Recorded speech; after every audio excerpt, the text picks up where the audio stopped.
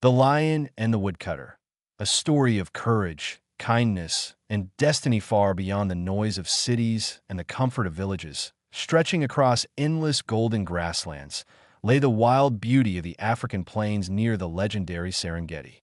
It was a land where survival was law, where strength ruled, and where only the brave dared to walk alone. In this vast wilderness lived a magnificent lion named Zubiri. Zubiri was not just any lion.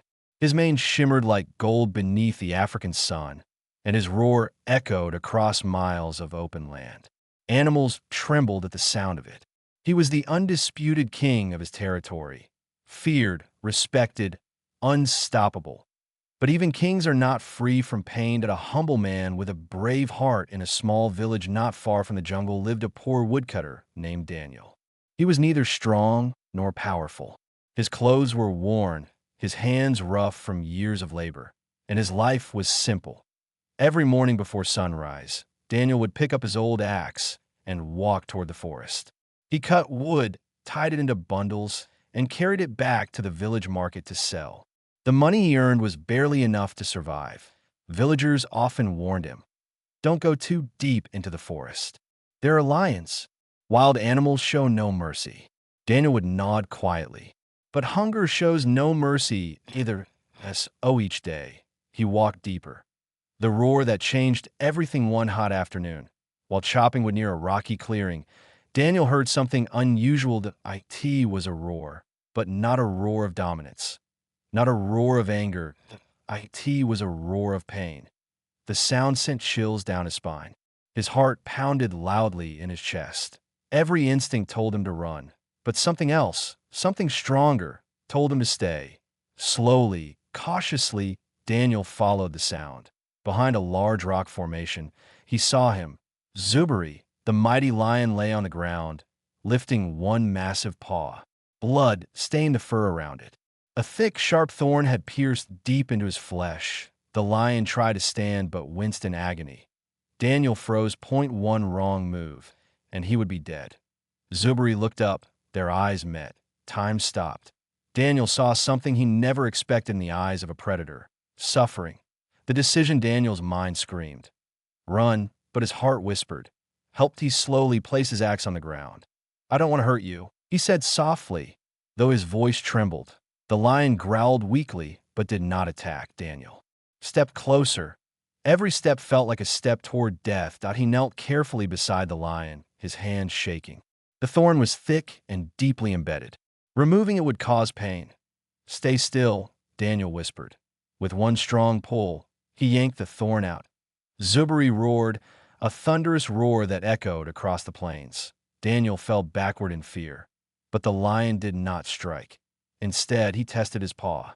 Slowly, he stood. He looked at Daniel, not with hunger, not with anger, but with something close to gratitude. For a long moment, they stared at each other. Then Zubiri turned and disappeared into the tall grass. Daniel sat there, breathless, unsure whether he had just survived a miracle. Months of silence. Life returned to normal. Daniel continued cutting wood, but something inside him had changed. He felt braver, stronger, as if he had faced death and lived. Months passed. The seasons shifted. Then one terrible night, everything changed again. Captured while walking home late from the forest, Daniel was ambushed by hunters. They were cruel men who captured wild animals, and sometimes even humans, for entertainment in distant cities. They tied his hands. They beat him. They locked him inside a wooden cage. Daniel shouted, but no one heard. The next morning, he found himself transported far from his village, thrown into a large arena filled with shouting spectators. But he soon understood their plan. They would release a hungry lion, and he would be the prey. The arena of fear. The arena gates opened. Dust rose into the air. A massive lion stepped out. His mane was darker now, his body stronger than ever. Daniel closed his eyes. He knew it was over. The crowd cheered, hungry for violence. Slowly, he opened his eyes. The lion walked toward him, step by step, closer, closer. Then suddenly, the lion stopped. He sniffed the air. He looked into Daniel's face. Recognition flashed in his golden eyes. It was Zubiri, a miracle before thousands. The crowd fell silent. The lion stepped forward. Daniel braced himself, but instead of attacking, Zubri lowered his head and gently pressed it against Daniel's chest. Gasps echoed across the arena. The mighty lion, king of the wild, was nuzzling the man like an old friend. Zubri lay down beside him, protecting him. The crowd could not believe what they were seeing. Kindness had returned. Freedom among the spectators sat a powerful ruler. Deeply moved by the scene, he stood and raised his hand. "Stop this cruelty," he commanded. The hunters were arrested. Daniel was untied. Zubri remained calm, as if he understood everything. The ruler declared, "This man showed mercy to a beast, and the beast returned mercy to the man. Let them both go free." The arena erupted, not in cheers of violence, but in applause for compassion. The final goodbye. Daniel was released back near his village. Zubri was returned to the wild plains near Serengeti. Before parting, Daniel turned one last time. The lion stood tall in the distance. The sun was setting behind him, painting the sky in shades of gold and fire. For a brief moment, man and lion locked eyes again, and no words were needed. Then Zubri turned and walked into the tall grass, back to his kingdom. The lesson that echoed across the land. The story spread from village to village.